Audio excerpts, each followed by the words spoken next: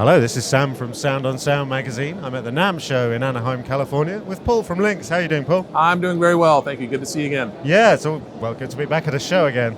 Yeah, after the long pause, yeah. Indeed. Yeah. And you've got a new thing. We do have a new thing. So it's a module for the Aurora. The Aurora, as you may recall from previous conversations, is kind of a modular ADDA converter product.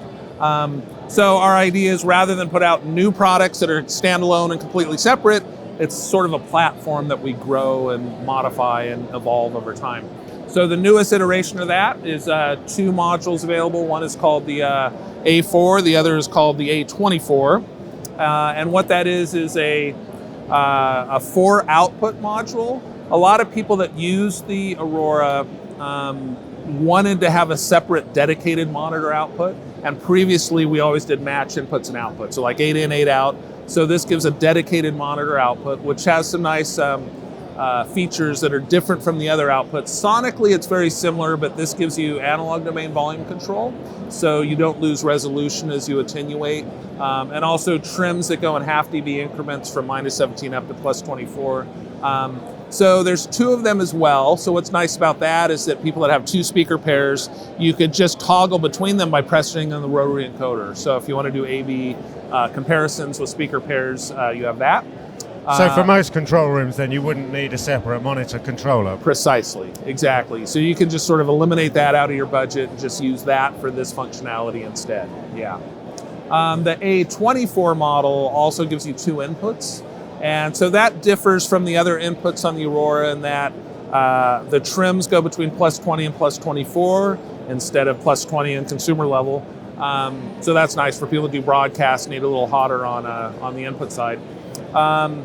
And that's, largely, I think, really where that's positioned is a lot of people do summing, or they're going out to a console and they want to master stereo return. So, or just to have that be your golden channels, that your preamp goes through, since you do have that +20, +24 variation there. Also analog domain controls too, so that's nice. So that's the idea. It's basically addressing directly from the field what people were asking, that we really love it. It'd be great if there was dedicated monitor control functionality and not have to do a studio controller as well between that and our speakers. And so it's addressing that need, and just one way we're growing the platform and just making it more adaptable. We're now up to 150-ish variations, so which sounds scary, but the positive upside of that is that you really can get something that's dialed in for the way you work, rather than adapt your way of working to the restraints of the hardware. So, and I guess also you can be confident that if you buy the platform now, in 5 years' time, you're not going to be thinking, hang on a minute, this doesn't do what I want, I need to just get rid of it.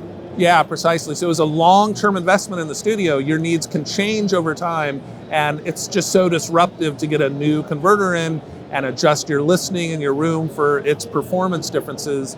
Instead, you just adapt this thing around the conditions of how you work, and it lasts a lot longer for people, I think, than our competitors' products. So, and it still has all the trademark, what people love about the Aurora is the linear, transparent response, so that it's what you're hearing is accurate and detailed and not hypey. And so as a long-term investment, that's an easy thing to build on, because if you want more color, there's lots of ways to do that. But if you have more color than is appropriate, there's not a lot of moves to back that off. So as something to build your studio upon for the future, I think we're well suited to that. Excellent. And how soon will these new cards be available? The ETD is in August, and we are going to be allowing the end user to install them. So it's not something where you have to send it in to get the installation. We'll have instructions about how to do that and ship with it, so there's no disruption to your downtime and so forth. And what sort of prices are we talking about? So the A4, which is just the outputs, is $575, and the A24, which has the inputs, is $750. So quite Wonderful. Reasonable, I think. Absolutely. Well, for what you're effectively getting, kind of mastering grade monitor controlling and stereo return, that's pretty awesome. Yeah, we think so too.